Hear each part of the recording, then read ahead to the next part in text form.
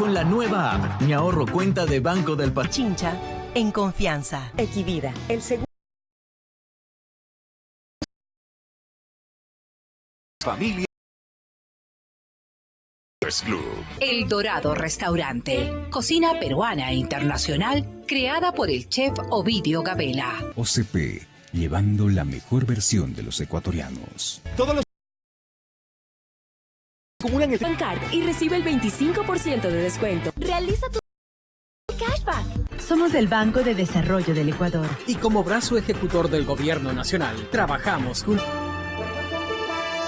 Diálogo sin libertad de expresión. Ella es el alma de un pueblo.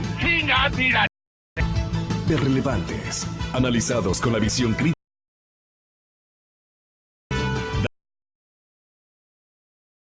El programa en el que usted cree. Comenzamos. Gonzalo Rosero.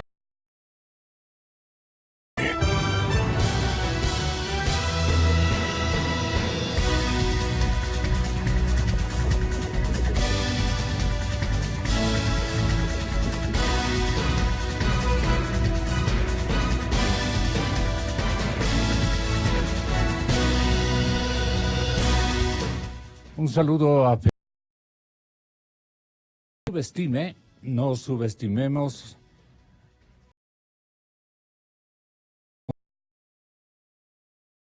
y opinión al servicio de la comunidad ecuatoriana. La residente en la capital de la República no debe subestimar especialmente en algunos puntos estratégicos de ingreso a la urbe, parte oriental y parte occidental. No debe subestimar la densa neblina que en una capa impresionantemente fuerte, grande, densa, está afectando el tráfico vehicular e inclusive el tráfico peatonal. Tenemos que tener muchísimas precauciones para conducir especialmente, para conducir. Hay una densa capa de neblina que se ha dispersado por toda la urbe y eso hace que el tráfico se torne tortuoso, complicado. Es mejor aguardar, esperar, encender luces que pongan en previsión a todos los actores en el entorno de nuestros también movimientos de ruta al trabajo. Está mostrando otras, ahí están mostrando, le vi a un perrito muy conocido para mí, lo vi, no es él precisamente, pero es de la raza muy parecido al que tenemos en casa. Pero claro, están presentando en Teleamazonas unas imágenes repletas de luz y la verdad es que no está así el ambiente, ¿no? Vean ustedes, si regresan a ver por los ventanales en el centro norte y creo que también en el centro sur, no sabemos cómo está el norte-norte y el sur-sur, pero obedezcamos. No hay policías. Los policías de tránsito parecen ministros de Estado. Todavía no aparecen en las conversiones de nuestras calles. En fin, es un descuido absoluto y total. Una muestra de un Quito que no es el nuestro, bastante desorganizado. Y pensamos nosotros que las autoridades deben urgir a todos sus actores a controlar el tráfico fundamentalmente y a colaborar de la manera que se pueda para que no hayan emergencias y accidentes en la capital de la República. No sabemos en el vecindario, en las poblaciones vecinas, me parece que la situación debe ser la misma. Aquí tenemos entonces primeras planas, ya anunció Verónica los principales titulares. Este momento nos atiende, por ejemplo, en la ciudad de Guayaquil, el economista Francisco Sued Morales, con el que nosotros queremos platicar respecto a la situación económica de nuestro país. Era nuestra primera propuesta de análisis con las intervenciones de el exministro, señor economista Diego Borja, el ex superintendente de bancos, doctor Alfredo Vergara, y este momento a través de la línea telefónica del economista Francisco Sued Morales, también exministro de Economía y Finanzas. Muchas gracias, don Diego Borja. Y en Guayaquil, gracias, Francisco, por estar con nosotros. Un saludo y un beneplácito por este encuentro.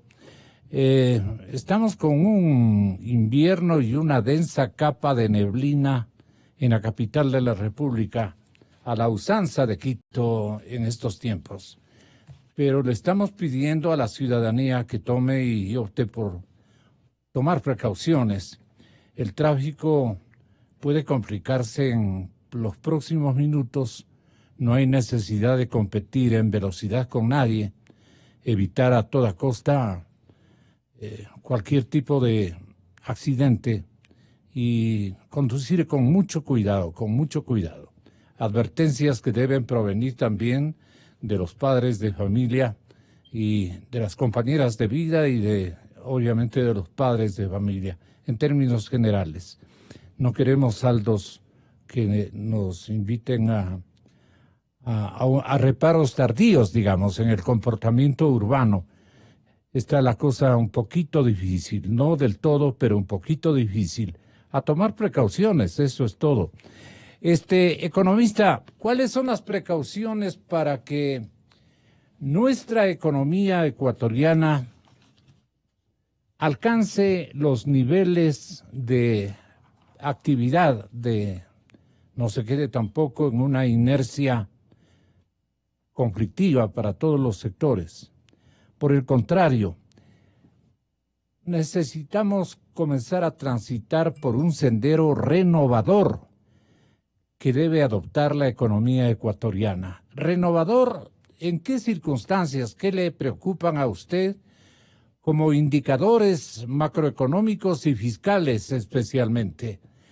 Es hora de que meditemos en medio de la densa neblina de Quito, meditemos todos en las mejores estrategias para superar nuestros problemas de abastecimiento, nuestros problemas de iliquidez, en fin, que construyen o que han construido las malas prácticas, seguramente desde el lado gubernamental, la inercia en algunas instituciones y también los productores. Los productores tienen aquí un gran oficio, emplearse con toda la experiencia del caso en resucitar a una persona, a un muerto, a un actor económico que no queremos verle desvalido. Francisco Sued Morales, desde la ciudad de Guayaquil. ¿Cómo está Guayaquil, economista? Buenos días. Estamos también con Diego Borja, el exministro, también le envía un cálido saludo de respeto a usted y a su digna familia. Tenga la bondad, Francisco Sued. Sí, buenos días Gonzalo, buenos días Diego, correspondido el saludo grato y de amistad a Alfredo, si está ahí también.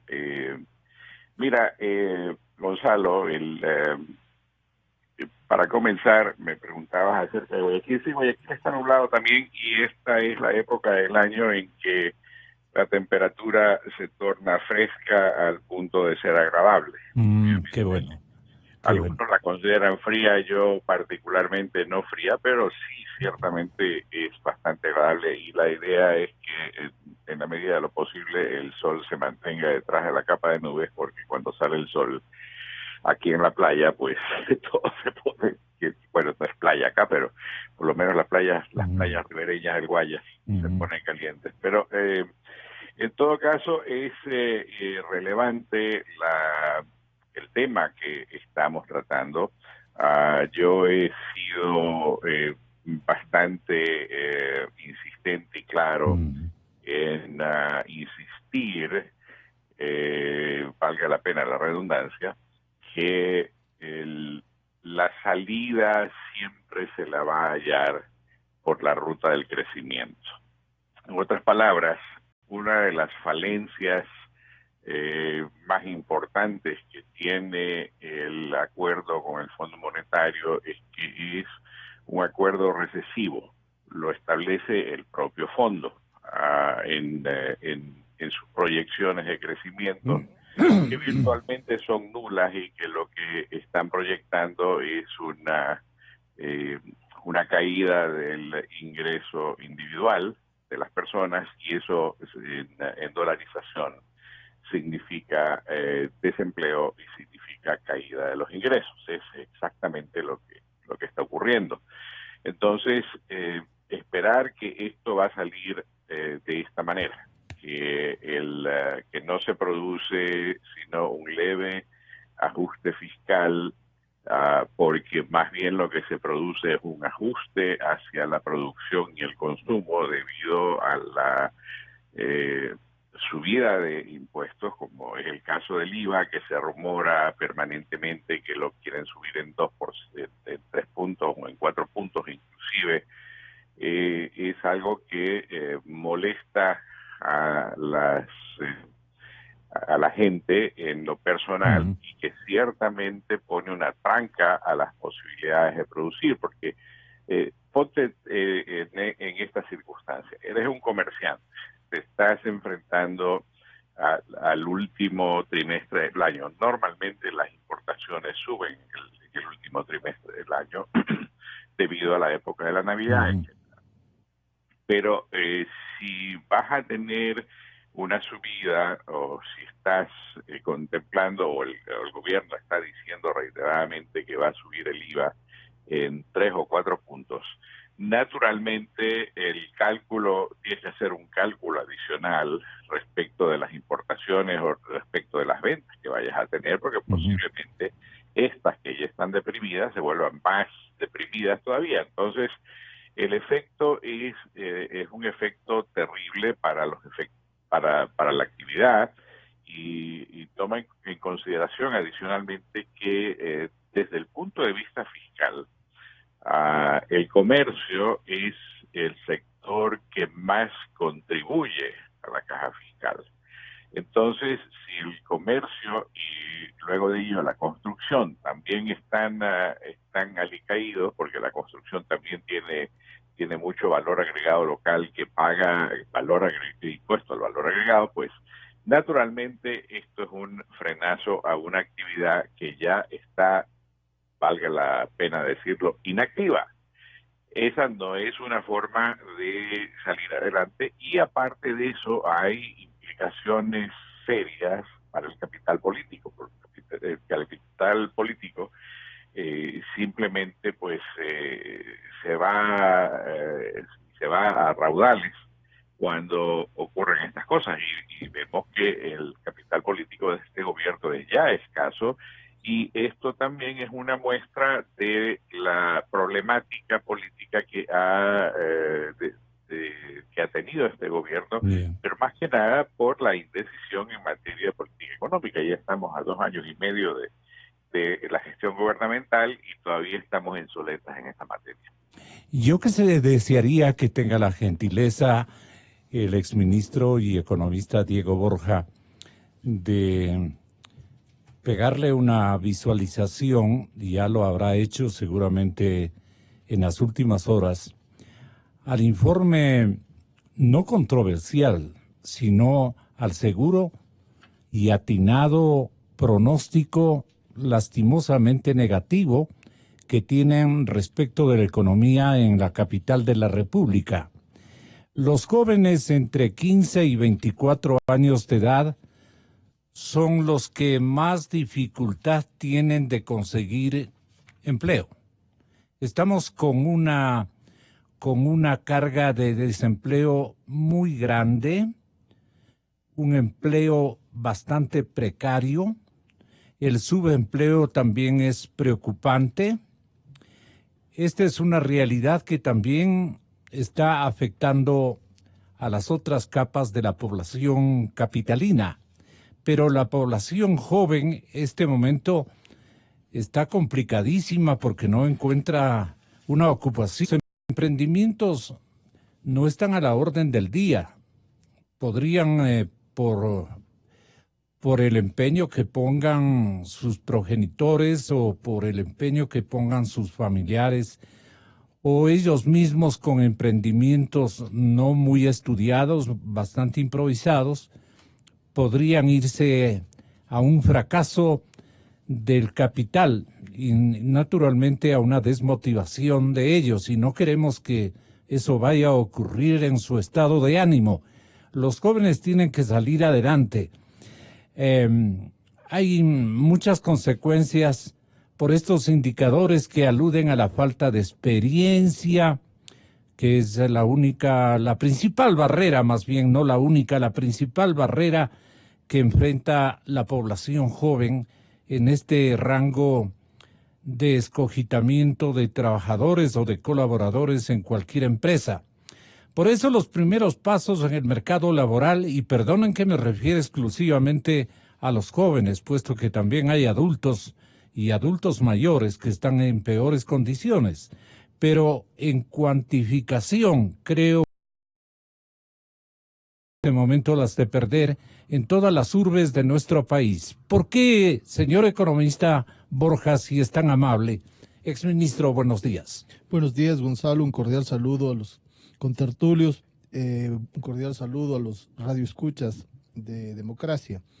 Mire, Gonzalo, hablábamos ayer, extra micrófonos, la situación tan preocupante que vive el empleo, que vive incluso la situación social más allá del empleo en la capital de la República. En los últimos datos oficiales del INEC, vemos el incremento enorme de la pobreza a nivel nacional y particularmente en la ciudad de Quito. En junio del 2016, el índice de pobreza a nivel nacional, cifra oficial, estaba en el 23.7%. Este momento, cifra oficial, 25.5% a nivel nacional. El índice que mide la inequidad, la distribución inequitativa del ingreso, en junio de 2016 estaba en 0.465, hoy está en 0.478, más inequitativo la distribución del ingreso. En el caso de la pobreza extrema, ha subido la pobreza extrema a nivel del 9.5% a nivel nacional, en las ciudades, a nivel urbano, 5.6%, y a nivel rural, 17.9% de pobreza extrema. O sea, gente que vive con menos de $1 por día. Y cuando miramos la cifra de la capital de menos la República, de $1 por día. $1 por día. Tomemos conciencia. Y cuando vemos la cifra de la capital de la República, lo señala el informe del INEC, dice Quito y Machala son las ciudades con la mayor pobreza, 11.9%. 11.9% de conciudadanos en la capital viven en situación de pobreza. ¿A qué debemos atribuir, economista? Y si usted me permite, igualmente el índice de inequidad en Quito ha subido de 0.434 a 0.492, o sea, casi 0.5. Entonces, con estas cifras que son las que de alguna manera expresan el bienestar de la población, el bienestar económico y social, lo menos que podemos hacer es preocuparnos. Ya mismísimo el malestar. Evidentemente, más lo que ya señalaba Francisco Sued y usted, niveles de desempleo abierto en Quito, en la ciudad de Quito, del 10%, desempleo abierto, y situación de... Quiere decir para todos los estamentos poblacionales. Desempleo abierto, sin segmentar todavía entre jóvenes, ¿no? Y tal, que usted ya mencionaba, el desempleo abierto entre jóvenes que salen del colegio, de los institutos técnicos, de la universidad, es mayor, y para jóvenes mujeres incluso mayor que para jóvenes hombres. Y el subempleo, o como ahora le llaman, el empleo inadecuado, el 63%. Solamente 37%, o sea, que se oiga bien, menos de 4 personas de cada 10 tienen un empleo adecuado. Menos de 4 personas de cada 10 tienen un empleo adecuado. Por eso es que cuando uno se reúne con quien quiera, con los estudiantes, con las familias, con los vecinos, con quien quiera, todo el mundo aqueja una situación de desempleo de al menos una persona en su círculo. familiar. En su círculo familiar o cercano. Entonces, eso es lo más importante. El otro día en una discusión televisiva, precisamente con Francisco Suet, hablábamos de qué es lo más importante para una economía. La gente, pues. Si uno no pone por delante el bienestar de la gente, empleo, situación de pobreza, oportunidades, ¿de qué nos sirve los equilibrios macroeconómicos? ¿Qué saca el Ecuador, por decirlo de una manera muy utilitarista, con una mejora en la situación fiscal, por decir, o en la reserva monetaria, por decir? Si eso no se refleja en la situación de la gente, social. Si no se refleja en el crecimiento, hace un momentito, Francisco Suárez decía, el propio Fondo Monetario Internacional en las previsiones que hace para este año 2019, nos augura un menos 0.5% de crecimiento. Probablemente en estas circunstancias va a ser mayor. Y para el año 2020 nos augura un estancamiento. O sea, un crecimiento del 0.2%. Eso es estancamiento. ¿Qué produce la afectación de estos síntomas, más que síntomas, ya realidades, lastimosas realidades? En Guayaquil, por ejemplo, con el tema de los jóvenes. En Quito es dramático. ¿En la ciudad de Guayaquil hay oportunidades para la población joven? En los indicadores que muestra... Le estaba preguntando a Pancho, con su permiso. Sí, y solamente esto, tal vez en los indicadores, la ciudad de Guayaquil está mejor, ¿no? En el caso de Guayaquil, por ejemplo, se baja del 10.5 de pobreza en junio del 17 a 8.4 en el momento actual. Eso es importante decirlo también. ¿Pancho?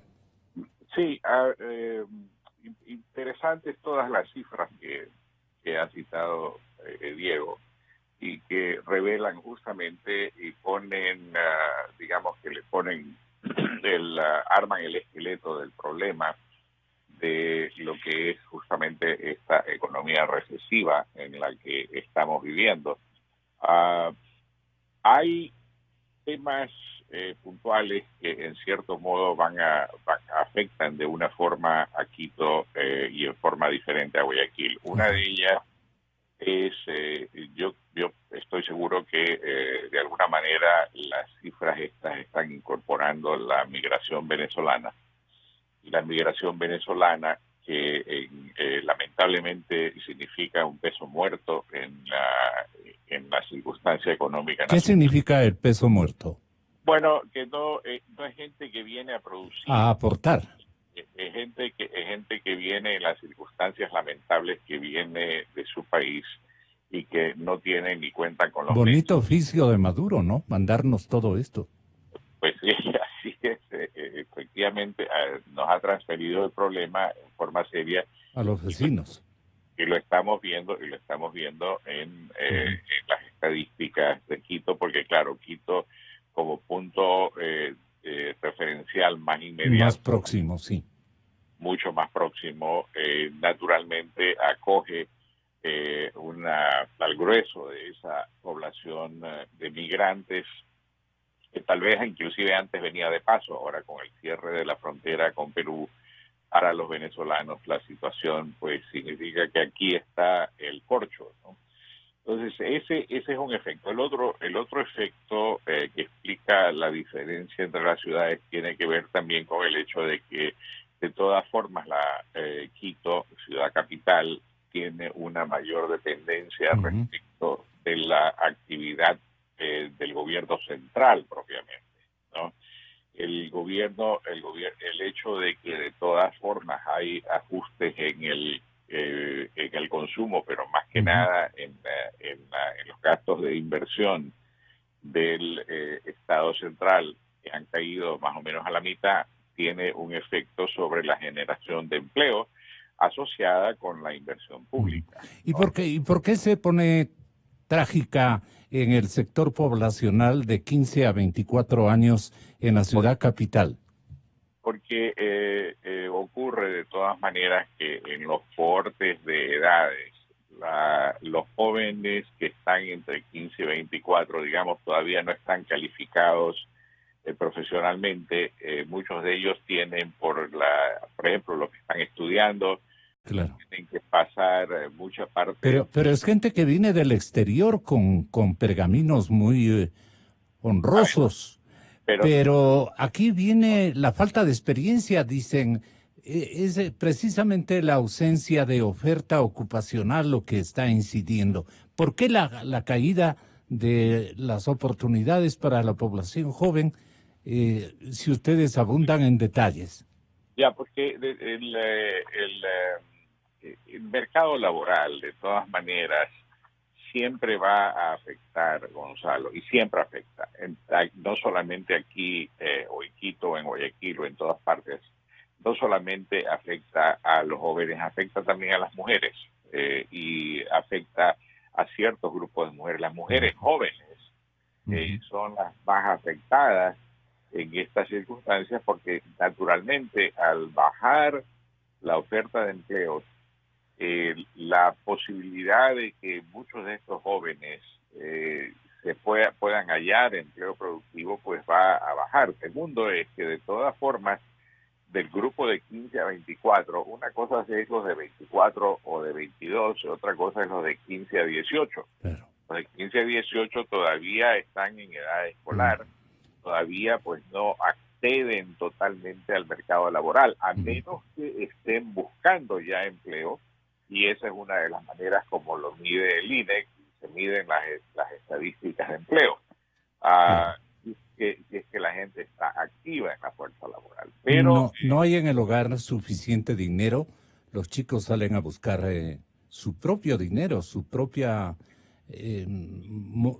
módulo de ocupación, por lo menos preliminar, pero se encuentran con puertas cerradas en todas partes. Esto ocurre en la capital de la República del Ecuador. También ocurre en Guayaquil, pero efectivamente es menor el impacto acá, como ya lo señaló Diego. Tiene también otro efecto, tiene otro punto referencial, que es la situación misma del municipio.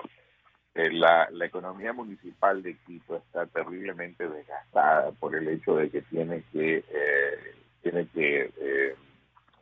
utilizar más o menos el 50% de sus recursos justamente para un solo proyecto que en las circunstancias actuales pues no es que está generando muchos empleos, porque es más bien un proyecto súper intensivo en uso de capital. Entonces eso tiene un efecto natural, porque el municipio de todas formas es uno de los de los actores económicos importantes en todo lugar. Ciertamente lo es en la capital de la República, e inclusive más que en Guayaquil, porque, por ejemplo, en Guayaquil el servicio de agua está privatizado. Entonces, digamos, los temas de generación de empleo en esa área dependen de Interagua, no dependen de esta empresa municipal cuya economía está afectada por la economía total del municipio, por ejemplo, es lo que quiero decir, ¿no? Es el modelo de crecimiento divergió en este sentido, ¿no? Y Poncho, esta causal, Francisco, no sé qué le parezca a usted, y también Alfredo Vergara, que ya está con nosotros desde hace algunos minutos, el ex superintendente de bancos, y del señor economista Diego Borja, exministro igualmente de Economía y Finanzas. Poncho, esta causal potencial, el hecho de que en la economía ecuatoriana no haya liquidez, Francisco, Diego, no hay liquidez. ¿Por qué no hay liquidez? Porque hay una ruptura de pago, una ruptura en el sistema de pagos simultáneos. Si no me pagas tú, no puedo pagarle al resto. Y entonces una cadena de pagos. Se produce una iliquidez impresionantemente grande, y para esto se necesita, no sé, pues, inyección de circulante, traída de inversiones de la parte empresarial, e inversionistas desde el exterior han mandado todo el dinero. Vivo insistiendo todas estas mañanas, hay que ser patriota en momentos, no patriota para perder dinero, no estoy diciendo aquello, pero tenemos que activar nuestro propio negocio, introduciendo a nuestras estanterías activos más vigorosos, que le den señales de acción económica a un clima de absoluta iliquidez. ¿Qué le parece a usted, doctor Alfredo Vergara, esta situación? Usted tiene otros tengo números. la misma visión, pero visto desde le escucha a Pancho en la ciudad de Guayaquil y aquí de su eso, vecino. quiero saludar a Diego y a Francisco. Mire, la cuestión del desempleo, en realidad cuando subió Correa al gobierno, el empleo pleno estaba en 44%. Bajó hasta el 42% en los 2 primeros años. Fue muy bien. Y de ahí comenzó a deteriorarse y actualmente está en el 38%, que es más o menos lo que dijo con otros números, pues, Diego. Hay una cuestión que es fácil ver qué es lo que pasó. Esta es una radiografía de las tasas de interés del sistema financiero privado. Como usted puede ver ahí en el 2007, 2008 y parte del 2009... Perdone, las tasas de mercado, ¿no? Las tasas de mercado, tasas libres, tasas de mercado. Bajó en un 15% anual en esos 3 años. Es decir, se redujeron un 40% en esos 2 años y medio primeros. ¿Por qué? Porque ahí la ley de competitividad que aprobamos o que logramos que el Congreso apruebe en el 2007 estuvo en funcionamiento bajo un esquema de economía de mercado. Posteriormente, pues en Montecristi declararon que esa ley no era muy constitucional y declararon, pues pusieron lo que llamaban la ley de seguridad, que es el antecedente del código monetario que hasta el día de hoy tenemos. Enrique. Es decir, es el gobierno el que decide qué tasas de interés van a regir, no el mercado. Y usted puede ver ahí, Gonzalito, desde fines del 2009 hasta la presente fecha, hasta junio de este año, hay una parálisis total de las tasas de interés. Ahí lo que se hace en el resumen de las 16 tasas de interés, pero usted puede ver incluso gráficamente. Y van bajando más o menos un 15% anual. Al comienzo bajaron, como ven las rayas rojas. Al comienzo, pero actualmente están estancadas. No han bajado ni un 1%, se ha movido. Es fácil ver. Puede ver en números también. Por ejemplo, en el 2009, pues las tasas de interés. ¿Qué produce esto? ¿O lo qué que ha producido?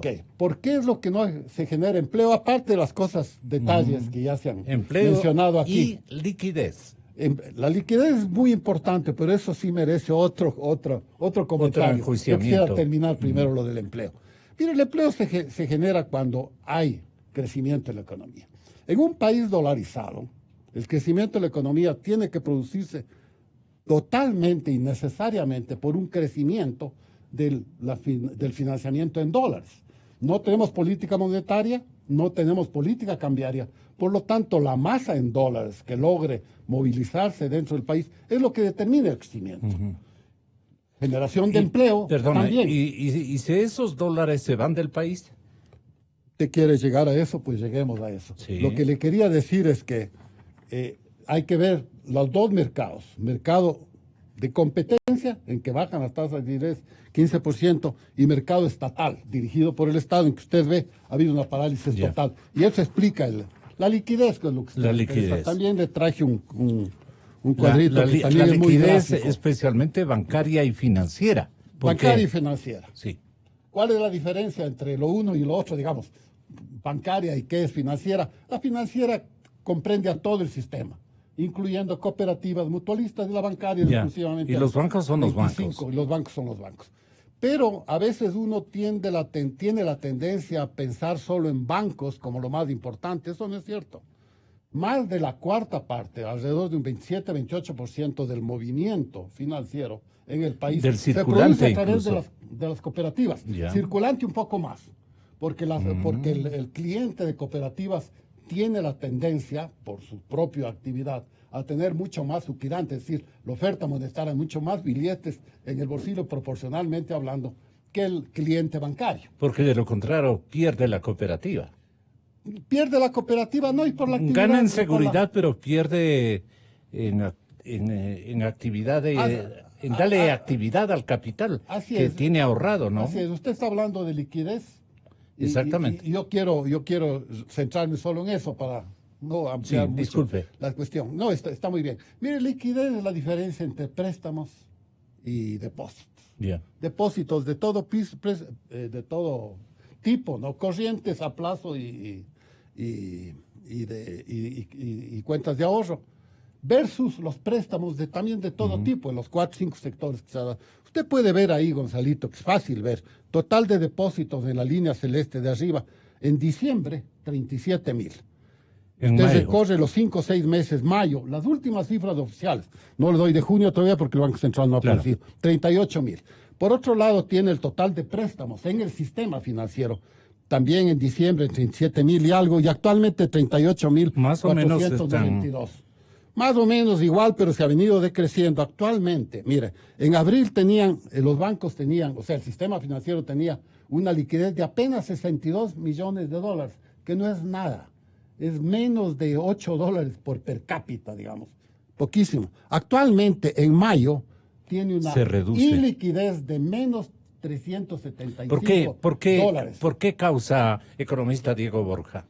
Gonzalo, usted hacía una reflexión hace un momento que creo que es sumamente importante. Se ha roto la cadena de pagos. ¿Qué significa eso? Significa que los proveedores del Estado no han sido pagados. Me refiero a constructores, a gente que le vende servicios, que le vende bienes, porque el gobierno tiene una política de austeridad en la cual cierra la llave, digámoslo así, y deja de pagar a sus proveedores. El momento que deja de pagar a sus proveedores puede generar varias cosas. Una de esas es la propia quiebra de las empresas medianas de construcción, de infraestructura, qué sé yo, de otro tipo de servicios. O estas empresas, antes de quebrar, porque están en una situación complicada de ahorcamiento de liquidez, ¿qué hacen? Dejan de pagar a sus propios proveedores. Y estos nuevos proveedores que están impagos también dejan de pagar a otros. Es que no tengo no tengo liquidez, dice la caja fiscal. No puedo pagarles porque no tengo liquidez. Y cuando usted conversa... Pero si es que hace por defender el techo digamos, por defender el parámetro de circulante, defenderlo en el sentido de detener una especie de superliquidez que pueda generarle inflación o algo por el estilo, otros fenómenos. Al revés, estamos en una situación deflacionaria.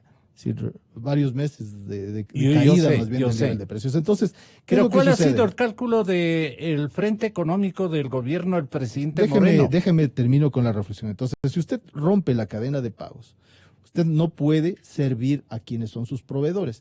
Y al final del día, estos proveedores terminan con problemas incluso de pagos con los bancos. Claro. Con los bancos, con las tarjetas de crédito. Y ahí hay un problema en general en la economía. En la parte financiera, por un lado, porque hay falta de liquidez, no hay inyección de nuevo circulante que permita esta reactivación del sistema de pagos. ¿Por qué no hay circulante? No, ahora voy. Y por otro lado, en el sistema real, en el asunto de que si usted no tiene dinero, ¿cómo emplea? ¿Cómo invierte? ¿Cómo genera nuevos productos? ¿Cómo innova? ¿Cómo compra nuevos equipos? No puede, por un lado. ¿Por qué no hay? Mire, acá tenemos varias circunstancias. La primera, como le decía hace un momento, hay una política de obsesión por disminuir el déficit fiscal. Y vuelvo a la reflexión. Los equilibrios macroeconómicos son sin duda importantes, pero son instrumentos para el funcionamiento de la economía. Son herramientas, no son objetivos en sí mismos. Los objetivos en sí mismos son los que tienen que ver con el bienestar, tienen que ver con el crecimiento, tienen que ver con la inversión. Si una economía está cayendo, Gonzalo, si una economía está desacelerada, si una economía está enfriada, como muchos términos que se utilizan, el manual de economía manda que lo que tiene que haber es presencia importante del sector público reactivando la economía. Al revés, cuando la economía está caliente, hay retiro.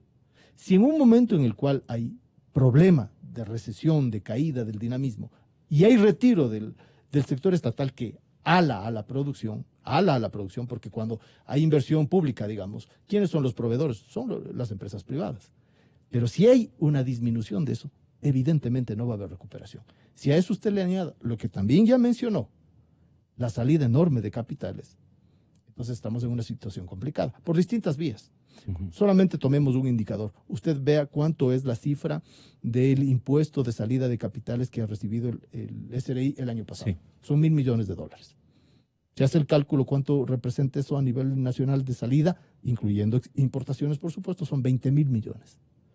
Entonces, en una circunstancia de esa naturaleza, usted tiene un problema de sequía.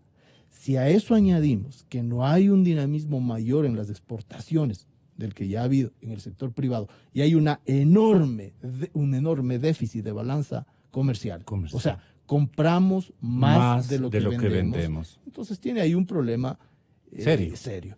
A esto, más nubarrones. Muchos analistas de fuste a nivel internacional, ex premios Nobel y tal, o premios Nobel, eso no se le quita nunca, avisoran una situación de dificultad en la economía internacional en los próximos años. Hay una pelea comercial enorme entre China y Estados Unidos que va a impactar en los crecimientos y tal. ¿Qué significa para un país como el Ecuador que haya contracción en la economía central, en el capitalismo central? Que deja de haber demanda de nuestros productos. Cae la demanda. ¿De qué? Del camarón, del café, del banano, de las flores, de una serie de productos que el Ecuador tiene relevancia como exportador, pero que en un momento determinado, si hay crisis, se dejan de comprar. Nuestras balanzas se ponen Entonces en crisis. se pone más complicado el panorama. Ya digo, en estas circunstancias... ¿Qué pasa con la balanza de pagos allí? Ahí tenemos un problema ya. Esto es estructural, esto no es de ahora. Esto es desde que inició la dolarización, ¿no es cierto? Las importaciones privadas, o sea, las no petroleras, crecen mucho más que las exportaciones privadas. Entonces tenemos una brecha entre lo que compramos y lo que vendemos. No ha habido una presencia importante de productos nacionales capaz de competir en varios ámbitos, incluyendo el equipamiento, los insumos y tal, ¿no? Y es sumamente preocupante. Hay un enorme incremento de la importación de derivados del petróleo. Combustibles, gasolinas, diésel, gas, ¿no? O sea, hay, por ejemplo, se va complicando el cuerpo económico. Pendiente. El Ecuador, siendo país petrolero, ha aumentado la importación de derivados del petróleo, ¿no? Entonces, fíjese, es un cuadro bastante complicado que en la coyuntura, con esta política de obsesión fiscal, se complica. ¿Usted cree que hay obsesión fiscalista, economista Francisco Sued en Guayaquil? Obsesión fiscalista es, bueno, esa es la manera de pensar del gobierno, ¿no? Y eso de Richard más que todo. Bueno, él es no le culpemos, pero claro, él es el que comanda el Frente Económico y sugiere las medidas fundamentales al señor presidente Moreno, quien da la autorización correspondiente. Pero puede estar el presidente mal asesorado en algún momento. De esto deben tratar ustedes como en una junta médica. ¿Qué hacemos con este cuerpo socioeconómico del país? Bueno, lo que hay que siempre mantener las ideas claras para poder salir, y la visión clara. La visión clara es, a ver, ¿cómo podemos crecer? No es sencillo, no es inmediato, pero es posible, naturalmente que es posible. Es cuestión de darle reversa al ciclo de los negocios que hoy se está dando. Y esa reversión del ciclo de los negocios no se va a dar si en octubre nos presentan un paquete fiscalista que lo que hace es subir los impuestos, porque los impuestos lo que representan es una transferencia de capitales desde los contribuyentes al Estado. Entonces, ¿qué hace con esto el Estado? ¿Aumenta el gasto público o sostiene el gasto público? ¿Es eso bueno? Bueno, depende. Para algunos sí, para otros no. Para la economía en general, el diagnóstico es que mantener la circunstancia estatal del Ecuador en estos niveles tan altos es donde está el problema. Ese es el vector de infección. Entonces, solamente en la medida en que vayamos y continuemos limitando el gasto, particularmente el gasto excesivo y dispendioso, que cuando uno se pone a hacer los análisis de la minucia del gasto público, se da cuenta que es excesivo. Entonces, si el esfuerzo nacional va dedicado a eso, a un gasto que puede ser improductivo, muchos de esos gastos que representa eventualmente exportación de capitales en vez de inversión interna, pues no vamos a salir de ese hueco. Y por eso es que los incentivos tienen que ir a... Le pregunto de otra manera, ¿qué estamos haciendo mal para evitar estas terminologías que le den más claridad al público que nos está escuchando, Pancho? Lo que estamos haciendo mal es que no hay los incentivos adecuados para la producción, que hay incertidumbre creada por los mismos voceros de gobierno que se contradicen entre ellos. Un día el vicepresidente dice una cosa y el ministro de Finanzas a los pocos minutos dice algo diferente. Eso no ayuda para nada. Segundo, la parsimonia que hay para incentivar la inversión, que no es simplemente cuestión de decir van a venir 30 millones de dólares, como el ministro Campana en algún momento decía. Las cosas no son 60.000 decía.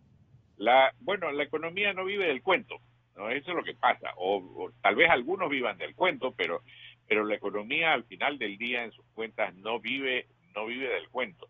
Entonces, para responder puntualmente la observación que hace, estamos mal en el sentido de que no tenemos el enfoque correcto. El enfoque correcto debe de apuntar a develar las acciones que se tienen que tomar por parte del gobierno en cuanto al direccionamiento. ¿Qué haría usted? Transparéntenos. ¿Qué haría usted con este diagnóstico propio suyo?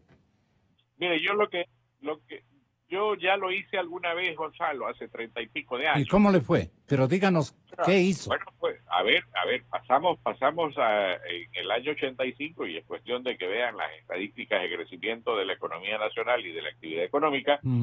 Crecimos al 4.2, 4.4%, luego de haber venido de una recesión, luego de una situación parecida a la actual nuestra. Bueno, mira que, por ejemplo, el problema de la deuda externa era tan serio que la deuda externa era mayor que el tamaño de la economía y que teníamos un potencial déficit en el presupuesto o como es necesidad de hacer pagos de la deuda desde el presupuesto general del Estado, que representaban alrededor del 60% del presupuesto. Luego de hacer y de inmediato hacer la refinanciación de la deuda, logramos bajar eso de ahí al 18%. Entonces, eso trajo un alivio importante. Hoy en día, cuando tienes un presupuesto del Estado que está atado 30% para pagar deudas y intereses y capitales, y hacer servicio de capitales, y 30% para pagar burocracia, ¿no? Y aparte de eso, un 7% adicional para las operaciones del Estado, lo que te queda para poder propiciar crecimiento propiamente es bastante bajo. Es bastante bajo, y por eso no viene el impulso desde el gobierno y no puede venir. Aquí la política fiscal de expansión fiscal no funciona porque el Estado no puede imprimir billetes.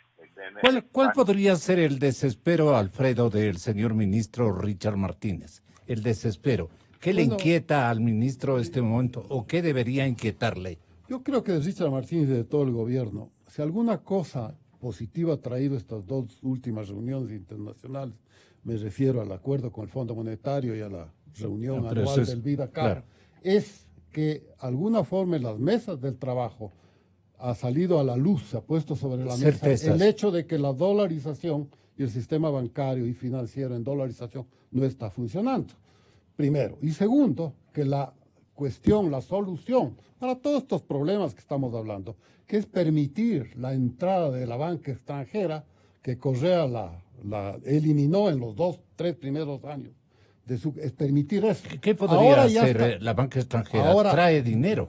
Venir acá, hacer lo que comenzaron a hacer en el 2007-2008, poner agencias acá que tengan poder para financiar los proyectos que ellos consideran rentables en el sector privado. Pero si los de aquí se llevan el dinero, o por lo menos los intermedian en la salida de capitales, ¿cómo van a venir los extranjeros con dinero? Gonzalito, en el cuadro que usted tiene ahí está viendo que para el mes de mayo la liquidez es menos 375 millones. Es decir, que los de aquí, como usted dice, este rato están desesperados porque deben más de lo que han recibido. Y ahí se explica el último, ahí se explica el último crédito de 440 millones de los 4 principales bancos recibido en el mes de junio, el mes pasado. Es por esto.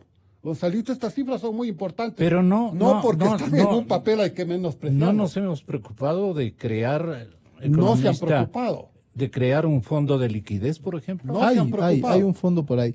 Pero usted dice que ¿por dónde se toma los cuernos de este toro bravo? ¿Por dónde? Bravísimo. Entonces, ahí Pancho Sued hace un momento daba algunas pistas, ¿no? Por ejemplo, en una economía que está cayendo, si usted le sigue poniendo el anticipo del impuesto a la renta a las empresas, tiene que, sobre lo que se proyecta que podría haber crecido con la visión del pasado, le va a cobrar este año. Y si usted no paga eso, y le pone una coactiva y le retira el dinero de las cuentas bancarias, ¿y con qué invierte? Y se cobra. ¿Y con qué invierte? Claro. ¿Con qué emplea? Se dijo hace varios meses atrás, se había ofrecido retirar esa, creo que para el año 2019 ya lo van a hacer, ¿no? Pero todavía está vigente lo de los años pasados. Y eso sigue impactando, por ejemplo, en la economía privada. Un tema. Segundo tema. Si usted tiene... Pero estamos hablando de la liquidez empresarial privada, ¿no? Le hablo de la empresarial privada, porque esto es el anticipo del impuesto a la renta la pagan las empresas privadas, las personas privadas. ¿No es cierto? Si usted tiene en una economía cayendo, si la economía está boyante, si la economía está creciendo, si estamos al 4%, al 3.5%, y usted genera un mecanismo tributario como este, bienvenido. Porque eso le ayuda, por ejemplo, a financiar otro tipo de inversiones en lo social, en la salud, en la seguridad, etcétera, importantísimas. El otro tema, si usted tiene gasto del Estado, que se va para afuera, ya lo decía hace un momento Pancho Sued, con mucha claridad, ¿con qué se queda la economía nacional? Sí, hay una pérdida de la liquidez en la economía nacional. Si usted tiene una salida de capital pública y privada, va a tener estos problemas de brecha en el sector financiero. Mire, hace un momento el planteamiento que hace mi contertulio aquí. La dolarización en estas circunstancias se pone en problemas. ¿Cómo funciona la dolarización? Con dólares. Si tenemos brecha de entrada en dólares por varios frentes, tenemos un problema general de la economía, porque no se puede emitir dinero. Entonces, es una circunstancia bastante complicada donde, desde mi punto de vista, lo que debería hacerse es tener política expansiva. No dispendiosa. ¿Qué significa esta política? ¿Qué significaría esta política expansiva? Una cosa es dispendiosa, que también ya lo aclaraba hace un momento Pancho Sued, otra cosa es expansiva. Si usted gasta el dinero público de una manera inadecuada, en cosas a las cuales, por ejemplo, no llega como beneficio a las personas, si compra bienes innecesarios, si gasta en servicios carísimos que no contribuyen, eso es dispendio. Lo que necesitamos es apoyar los negocios. Pero otra cosa es cuando hay presencia para, por ejemplo, con inversión pública, contribuir a que las propias empresas privadas sean los proveedores del sector público. Ya digo, es de manual. Es de manual. En el manual de economía dice que en momentos en los cuales está cayendo la economía, tiene que haber vigencia, entrada, presencia de la inversión pública. Solo termino con la carta de intención del Fondo Monetario Internacional, la que firmó el gobierno de Moreno. ¿Qué dice al revés de lo que estoy diciendo? Dice que uno de los objetivos es bajar la inversión pública al 1% del PIB. 1% del PIB. Una economía que está cayendo, Gonzalo, es totalmente contraproducente. Si usted mira lo que han hecho otros países del mundo desarrollado, digamos, la economía norteamericana, los Estados Unidos en el año 2007-2008, cuando vino esa enorme crisis, ¿qué hizo el gobierno? Al revés, pues, intervino en la economía para poder levantar. ¿De qué manera intervino? Incluso con créditos directos a los bancos, a las aseguradoras y a las empresas. Proveyéndoles de liquidez, pues, para poder levantar nuevamente la economía que había caído en una ¿Y de dónde se saca ese dinero? Y claro, en el caso de los Estados Unidos emite. Claro. Se acabó simplemente, claro, es del dueño Aquí de la no podemos Reserva Federal. hacer eso. Aquí no es posible. No tenemos. Pero tenemos la política fiscal. Por eso es que yo insistía en los fondos de liquidez. Ahora que vamos a inaugurar una etapa minera, un fondo de liquidez se impone por todas las circunstancias que este momento desde el área petrolera estamos heredando. Desde la época petrolera Pero mire estamos usted, heredando. Hay un fondo de liquidez que no es suficiente Sí. y no va a ser suficiente en el caso ecuatoriano, ¿no? Porque el tamaño, estamos hablando de 30.000 millones, 38.000 millones de depósitos y el fondo de liquidez nos llegará a los 2.000, ¿no? Pero existe como un colchón de última instancia. Pero no está el problema en el área monetaria, el problema está en el área real. Mire, ¿qué hubiera pasado? En buena hora hay esta contradicción que hacía también referencia a Pancho Sued y genera incertidumbre. El vicepresidente dice que van a aumentar el IVA al 16%. El ministro dice que no. ¿Qué hubiera pasado en estas circunstancias si se aumenta el IVA? Las compras disminuyen, ¿no es cierto? Si las compras disminuyen, las empresas venden menos, tienen más stocks embodegados, almacenados. Si venden menos, no tienen liquidez para invertir. No solo dejan de comprar equipamiento, sino dejan de emplear. Ya. Si emplean menos, hay menos personas con capacidad de compra. Se reduce la economía, se achica la economía. Ujú. Un impuesto de esa naturaleza, que además es regresivo total, porque impacta en todo el mundo, en estas circunstancias además sería recesivo. No solo regresivo, porque es contra la mayoría de la población, sino porque hace que se profundice la recesión ¿De económica. dónde nos sacamos un fondo reactivador, exministro Francisco Sued? ¿De dónde? Hay que pedirlo para Navidad, Gonzalo. Está muy lejano. Mira, Complicado, ¿no? a ver, sí, Pues sí. Pero ustedes son los magos. pero nadie dijo que esto era sencillo. ¿Ah? Es que no es, esto no son arte, no hay arte de magia aquí. Claro. Toma tiempo de todas maneras, pero lo que pasa es que hay que iniciarlo y aquí no lo estamos iniciando, sino que simplemente estamos ahondando la misma dirección procíclica de recesión con la política económica que estamos llevando a cabo. Ese es el problema. Entonces, lo que hay que hacer es Escuchar al ministro de Economía. hay que establecer una política anticíclica. En otras palabras, donde hay Que rompa con la... expansivas, deben devolverse medidas expansivas en el tiempo, ¿no? Ya Diego mencionó el tema del anticipo del impuesto a la renta. Yo he mencionado y hemos mencionado ya acá en nuestra tertulia el tema del IVA y los 4 puntos y el efecto recesivo y regresivo que aquello tiene. De la misma manera, el impuesto a la salida de capitales es un impuesto a la entrada de capitales. Eso naturalmente cuando cualquier inversor, cualquier persona que quiere importar recursos al país va a tomar en cuenta ese 5% y 5% es un recargo importante al costo del dinero. Entonces, eso limita las posibilidades, ¿no?, de ingresar dinero al país en las circunstancias actuales. Yeah. ¿Qué puede suceder? Digamos, a ver, lo más aventurado que puede pasar es que haya una guerra en el Golfo Pérsico y que como consecuencia de eso suba el precio del petróleo, ¿no? Pero esos son eventos que nadie controla, porque ciertamente nosotros no los controlamos para nada. El tema minero es un tema de largo plazo porque Así es. esa de la minería. Pero ya no estamos gastando los anticipos. Imagínese. Bueno, es que lo mismo ya sucedió con el petróleo en la fue. anterior. Por eso teníamos los anticipos petroleros que mermaron los ingresos por barril de petróleo, ¿no? Entonces, si seguimos en las mismas prácticas, con la misma mentalidad, vamos a seguir en las mismas prácticas perniciosas y no vamos a salir del hueco. Entonces, ponga la receta, doctor Sued. ¿Perdón? Ponga la receta. ¿Cuál sería este momento?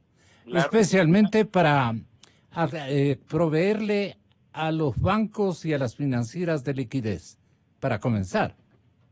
Bueno, es que a ver, los bancos y las financieras no es que van a recibir dinero del gobierno. No.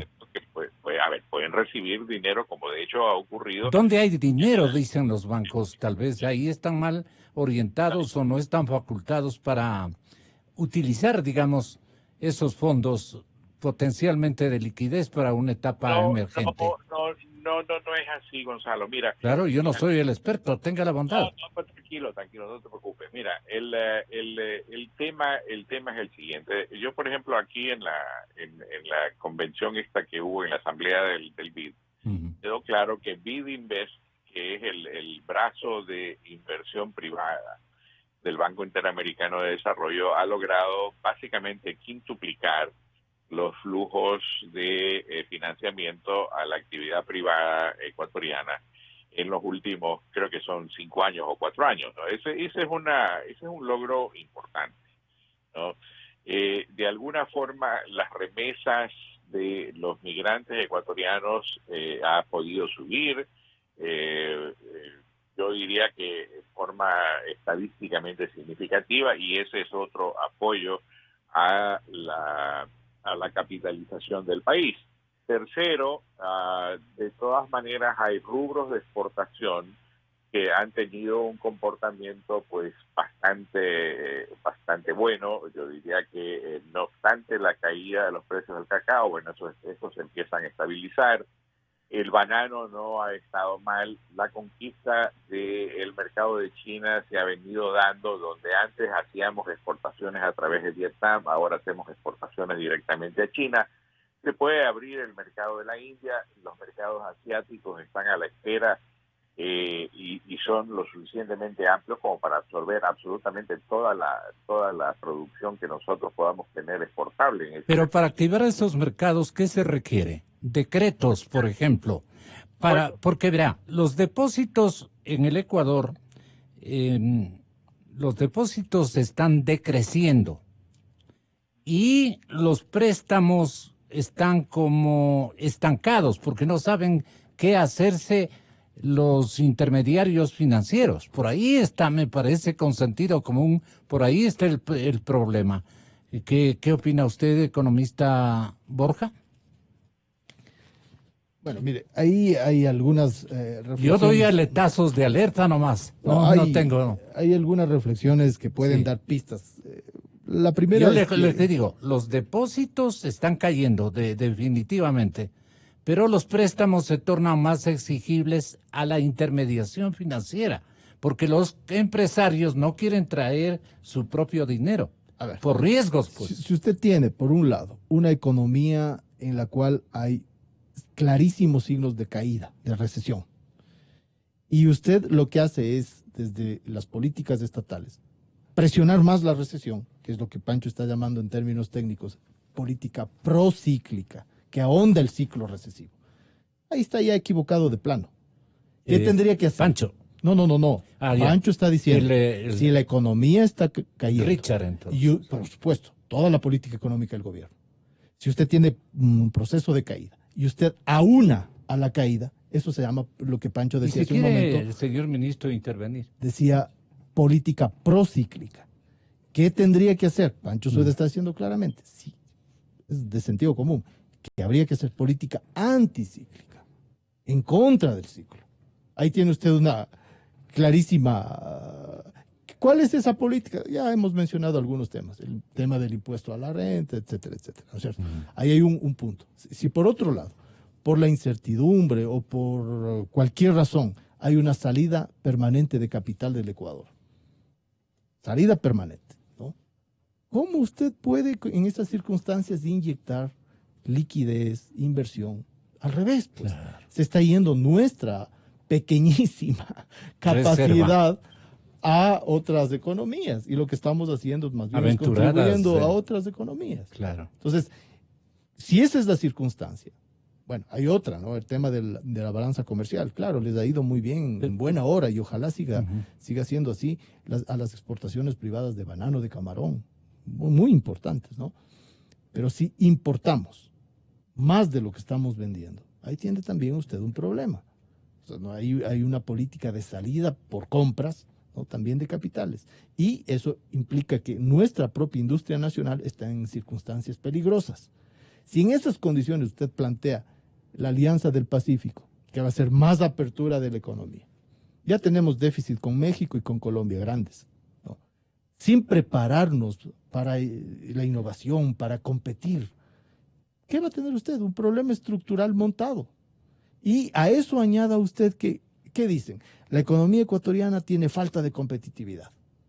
Es muy cara, es muy costosa. ¿Qué hacemos? Flexibilicemos los salarios, flexibilicemos las leyes laborales, o sea, carguémonos la mano al trabajador, al minúsculo grupo que está adecuadamente empleado. Entonces, es completamente un desatino desde todo punto de vista. Una injusticia, además. Además, yo no quiero usar la palabra, pero digámoslo simplemente en términos así muy neutrales, un desatino, pues. Entonces, usted dice, ¿qué habría que hacer? Lo contrario. Lo contrario. ¿Y si 39 de cada 100 jóvenes quiteños están desempleados? Alfredo. Bueno, yo insisto en que la receta en concreto... Vea usted, 39 de cada 100. Nuestros chicos están desempleados. La receta en concreto es generar fuentes de trabajo. Esto es. Así de simple, puesto en pocas palabras. Activación. En un país como el nuestro, dolarizado, pequeño y restringido, pero no se puede en liquidez. Imprimir un decreto. Sí se puede imprimir un decreto. Es más, el gobierno, no conozco el decreto, pero mandó ya un decreto de emergencia a la Asamblea el día de ayer, tengo entendido, donde se propone... Donde se propone es lo que yo entiendo, no he visto el decreto, donde se propone es abrir la banca nacional a la banca extranjera. Por eso yo le decía en la receta que usted preguntaba, le decía que es una muy buen augurio estas dos reuniones que han habido, porque eso ha permitido al gobierno darse cuenta que lo que nosotros hemos propuesto desde hace 10 años, abrirnos al exterior, es una realidad. Es una necesidad, un ecuatoriano, tal vez no tiene Uh-huh. mucha importancia. Pero si viene un colombiano presidente del BID y algún otro extranjero vicepresidente del Banco Mundial o del Fondo Monetario, ahí ya un poco ya se vuelve importante y parece que nuestros gobiernos pues, reaccionan ante ese pedido, por rápido que sea, porque vienen 2 o 3 días los personas y se van. Pero es una gran ventaja, yo creo que hay que aprovechar. Ahora, ¿qué hacer en concreto para que eso se vuelva una realidad? Primero, eximir del pago del impuesto a la salida de capitales. Si no quiere eximir totalmente por cuestiones tributarias, muy bien, no lo haga, pero eximir a los flujos financieros, que de todas maneras el gobierno no recibe medio por eso, porque ninguna entrada de capitales financieros se ha producido en los últimos 8 o 9 años. De todas maneras el gobierno no sacrifica ninguno. Primero. Segundo, quitar la cuestión de cómo fijan las tasas de interés que están congeladas por 10 años con una fórmula matemática que obliga prácticamente a los bancos a que se vayan al máximo y ahí se quedan. Y por eso se quedan congelados en esos niveles. Quitar eso y poner una fórmula de competitividad de mercado, es decir, donde tenga oferta y demanda sectorial, porque hay varios sectores que reciben esto. La segunda cosa. Y la tercera cosa, actualizar la ley de competitividad financiera que estuvo vigente en los 3 años, en los 3 primeros años del gobierno de Correa y que tanta ventaja dio. Incluso al propio Correa eso le permitió poder hacer todas las maravillas en gasto que hizo en los 4 o 5 años posteriores. Es decir, en concreto eso, esas 3 medidas que nos permitan abrirnos al mundo y que entre el capital extranjero y banco extranjero acá. ¿Cómo cree usted, pregunta final, economista Sued, para los 3, cómo creen ustedes que ven los inversionistas la situación económica de nuestro país? Pancho. Bueno, yo creo que hay un cambio de percepción respecto del pasado, pero todavía no es lo suficiente como para producir un efecto que sea materialmente claro, impactante de inmediato. Pero ¿qué les crearía optimismo? Bueno, yo creo que el optimismo va a venir por el lado de que haya una definición de la política económica que tenga impacto sobre los indicadores generales del crecimiento. En la medida en que cambiemos la tendencia del crecimiento, eso a su vez genera la confianza requerida para aumentar las inversiones. Y recordemos que la inversión, el empleo, los ingresos y el consumo están atados de la mano en una sola, forman parte de la misma cadena de acciones económicas, ¿no? Entonces, Desde ese punto de vista, el mensaje mismo, la manera de expresarlo, la filosofía económica del gobierno tiene que apuntar hacia lo positivo y no solamente a expresar que algo va a pasar, algo bueno supuestamente ha pasado, sí, algo bueno supuestamente ha pasado, pero no ha sido lo suficiente. Necesitamos ser más proactivos en materia de restauración de la economía. Pero entonces, economista Borja, el riesgo país no debe ser, digamos, una obsesión, pues controlar el riesgo país no debe ser una obsesión. Algo debe quedar en manos también de los inversionistas, de los actores económicos exógenos para motivarse a invertir en nuestro país, algo por el estilo. Pero controlar, contraer, frenar, no nos está dando buenos resultados. Así es, Gonzalo. O sea, algo que debemos arriesgar, ¿qué sería? En este momento, lo que se necesita es una política anticíclica, o sea, contraria al ciclo. Si estamos cayendo, ¿qué hay que hacer? Ayudar a que subamos. ¿Con qué? Varias medidas, lo hemos dicho. O sea, en el plano tributario, por ejemplo, estas medidas de eliminar los anticipos, de hacer inversión pública, productiva, no dispendiosa. Una cosa, decíamos hace un momento, es dispendio. Otra cosa es expansión. Eso hay que hacerlo. Utilizar la banca pública. ¿Quién califica esos renglones de la economía fiscal? El encargado de hacer es el Ministerio de Economía y Finanzas. Y el Ministerio de Economía y Finanzas no es solo de finanzas. O sea, no es solamente él que se encarga de contraer, sino también es de economía. El que tiene que preocuparse del crecimiento, del empleo, de la pobreza, es economía y finanzas. No hay que olvidarse eso. Acá parece que fueran únicamente contadores. No es eso. Es economía y finanzas. Utilizar la banca pública. Hay una cantidad, usted señalaba. Los jóvenes de 15 a 24 años, a quienes más impacta el desempleo.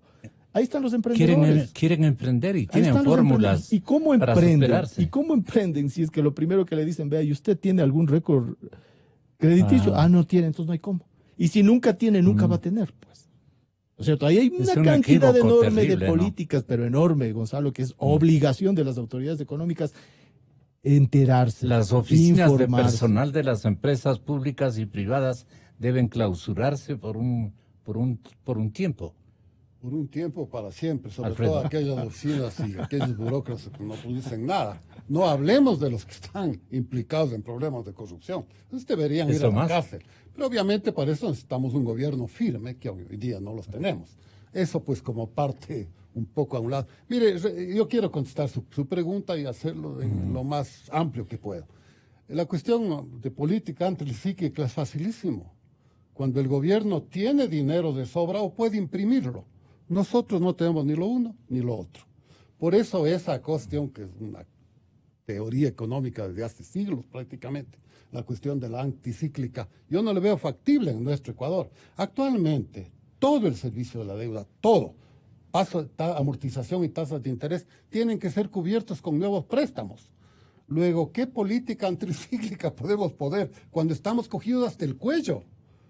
Es bonito hablar de políticas anticíclicas cuando tenemos dinero de sobra, para quitar o para poner. Pero el rato que no hay una sola política, y es generar recursos, no en base a impuestos, porque el sector privado tampoco puede dar más impuestos, sino en base a la venida de capitales externos. Los capitales externos, o sea, inversión externa, no va a venir en estas situaciones. ¿Cómo les atraemos? Pero el nivel va abriendo la banca, abriendo a la banca extranjera, nuestra banca privada. ¿Ahí cuál es el peligro, Diego? No van a venir. O sea, a un país con el tamaño que tiene el Ecuador, con una perspectiva de recesión como la que dicen los propios organismos.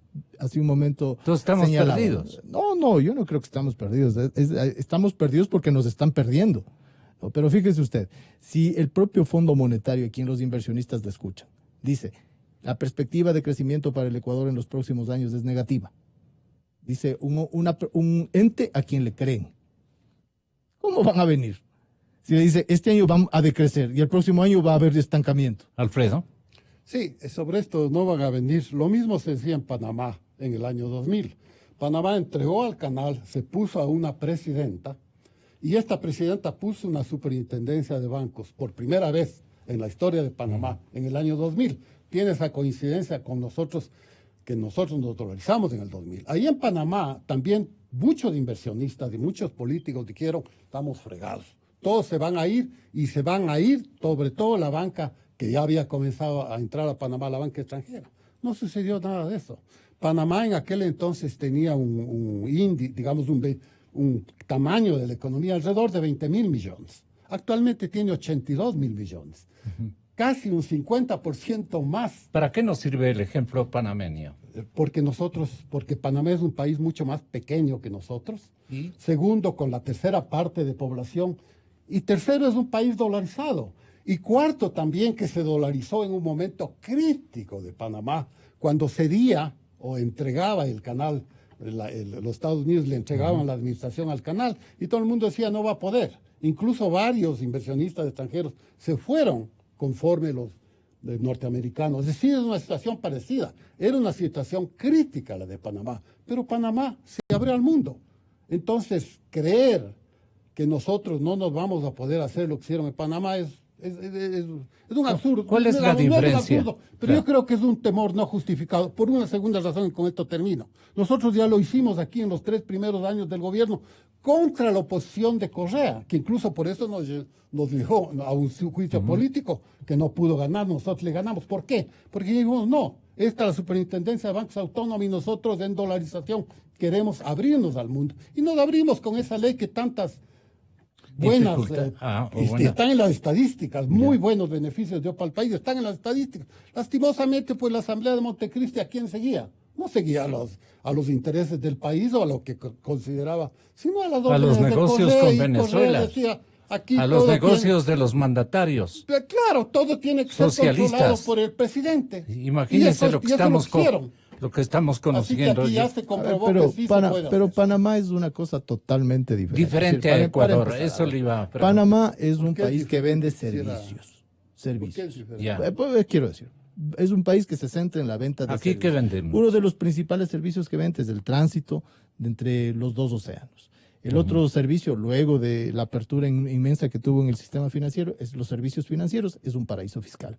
El Ecuador no es un país de servicios. Es de recursos. El Ecuador es un país de producción. O sea, usted tiene aquí y de recursos estratégicos enorme de la economía centrada en la producción real, de cosas reales. Y de recursos estratégicos. Productos de exportación lo privados. Que estamos conociendo. Vamos primero por lo privado. La apertura minera está generando una expectativa no la minera todavía. Eso es expectativa, pero lo que hay. No digo por el cobre, ni por la plata, ni por el oro, sino por otros. Pero en este momento, ¿qué es lo que tiene? Otros minerales. Sí, ¿Qué es lo que ya tiene? Tiene banano, café, cacao, derivados de esos productos industriales que han empezado no estamos votados. O sea, no es un país de servicios. Es distinto a Panamá. Es un país en la producción. Y aquí hay problemas de producción en una situación dolarizada. El modelo es el que nos falla. Evidentemente. Entonces, es un asunto en el cual, en esas condiciones, hay que pensar cómo en una economía productiva como es la ecuatoriana, no es un paraíso fiscal, no es un sistema de servicios, no es Luxemburgo, no es Malta, no es Gibraltar, no es Panamá. Es una cosa totalmente diferente. A esa economía hay que pensar cómo usted le pone dinamismo. Pues. Una economía, temen el agro ecuatoriano, el que produce la alimentación, Gonzalo, está abandonado por años, pues. Y es una fuente gigantesca de potencialidad, probablemente mucho más que la minera. Probablemente mucho más que la minera. Se me acabó el tiempo. Será la próxima. Muchísimas gracias, señores economistas. No nos quedamos en la misma. No. Tenemos ya puntos de reflexión muy importantes a los que hay que enriquecerlos. Estaremos con una nueva jornada de orientación el día de mañana con otro equipo de analistas para este tema. Ahora viene este otro tema. ¿Cómo salir de la justicia correísta? Póngale atención.